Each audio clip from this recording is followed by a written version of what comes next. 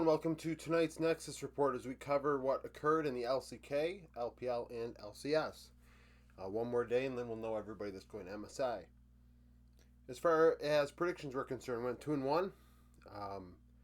Thought C9 would win this. TL rolled them.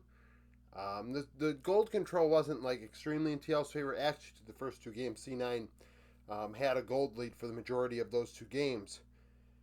However, they could not do anything with it. In game 2, TL ended up crushing them in the mid to late game, if there even was a late game.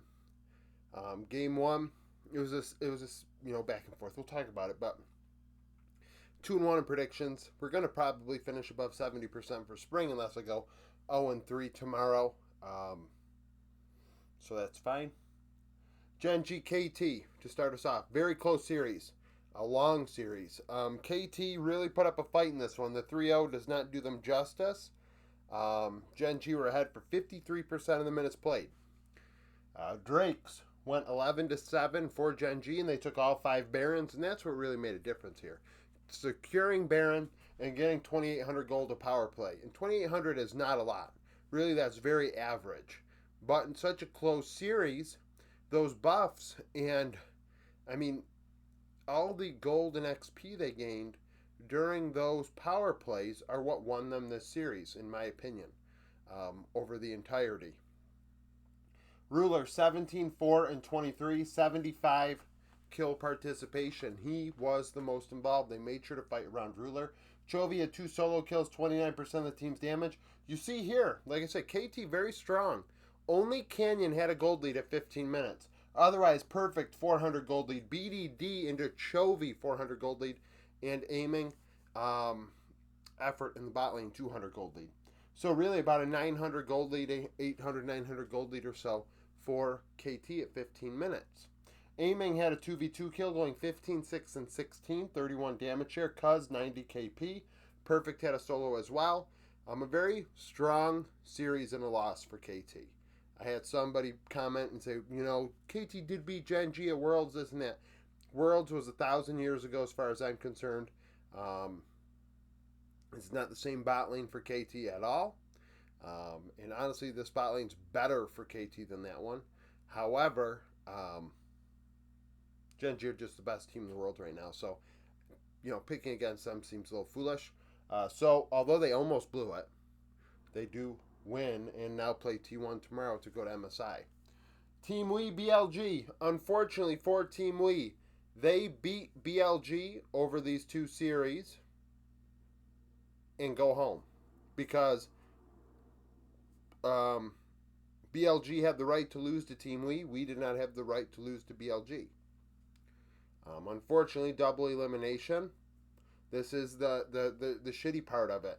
If BLG had swept Team Wii, I would feel differently. But Team Wii showed that in the matchup against BLG, in these two series combined, they were the better team, but are the one going home because they lost the second series. It's why one of the reasons I don't like double elim. It doesn't come up often, but when it does, I do want to point out. BLG got sent to the lower bracket by Team Wii in a more decisive win by Team Wii than the way BLG beat Team Wii today. And you'd be like, oh, well, but they lost. We lost to Top. That's why they're here. BLG didn't. We'll see how BLG do tomorrow against Top. If they get 3-0 by Top, what's it going to be? Oh, well, BLG won the loser bracket final. And that mattered more. So you were picking and choosing which day in the playoffs a series matters more, which proves the right to lose is stronger than being in the upper bracket, as far as I'm concerned. So BLG took 14 of 23 Drakes. Team Wii took 5 of 9 Barons, and that's where they struggled. 1,800 gold to power play is not going to get it done. It's not going to get it done when BLG are averaging 4,000 gold to power play. Knight, 3 solo kills, 33, 5, and 30. He is playing some damn good League of Legends over the entirety. He is the best player in the world right now, I think. And it's very, very tough to beat him when he's on. Viper, 27 damage share on 79 KP. Kara, 79-33. 79 KP. About had a 2v2 kill, 30 damage share. We see About and Era did have a 600 gold lead into Viper and on. That is significant. About and Era played very well in spring. Otherwise, though, Bin, 600 gold lead, a very strong showing out of him. I think he may have had the second most damage on BLG. Sean did not do that well into Monkey, but was ahead. And Knight, a 400 gold lead at 15 minutes. So, not a blowout by BLG by any means. They remain up with Gen G in 1 and 2 in the power rankings. Team we drop a spot, but that is what it is. Now, TLC9. TL won this handily. They took 9 of 13 Drakes, 4 Barons. And honestly, I'm happy they're going compared to what the way C9 showed. And you may say, oh, well, last week you tweeted out that TL are a team that you really don't want to go to MSI. Not the way they played in their last series, and not in the way they played Game 3 today.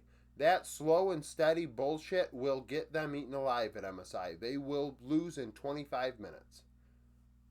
There will be a mid-game team fight, and the game will be over. You need to build leads to win internationally as a Western team, in my opinion. So to not build a lead and to go even Steven against a Eastern team, good fucking luck. And that's why I wasn't thrilled by the way this team played, and I wasn't thrilled by Game 3. Now, Cloud9 only had 8 total kills in this series, which is embarrassingly bad. They just didn't show up. Morgan, 10-0-14, had a solo. Quid had a solo, 32 damage share, 76 kill participation. They led top to bottom of the Rift. Top lane relatively even, 80 gold for Morgan, but 750 for Jose. Jose was phenomenal in this series. Seeing him go to the international stage is a great thing. He was wronged by FlyQuest years ago, and anytime he did get an opportunity to go to the international stage, I was like, that guy deserves to be on a big-time team, and thankfully he is now, and he is going to MSI because he is a player worthy of that. He is a world-class jungler. 350 gold lead for Quid, 700 gold lead for Yeon, Core JJ. So you're looking at like a, 1,900 gold lead or so for TL at 15 minutes. Had nearly 5,000 gold to power play, which is great. Blabber, 2-9-3, 63 KP. Thanatos, 29 damage share. Yeon had a 2v2 kill, or solo kill or whatever. Regardless, this is a blowout. We see TL move up to 14th of the power rankings. C9 moved to 18th. They were 15th, 16th respectively. Now there's separation there, and there will probably be even more when TL get what will be either a 0.5 or a full point in the tier ranking, depending on how they do against Lion tomorrow, heading to MSI. So, that's it. Thank you for watching. If you like the video, like it. Subscribe to the channel for daily League of Legends content. Follow me on Twitter. Join the Discord. Become a YouTube supporter. And hope to see you again tomorrow.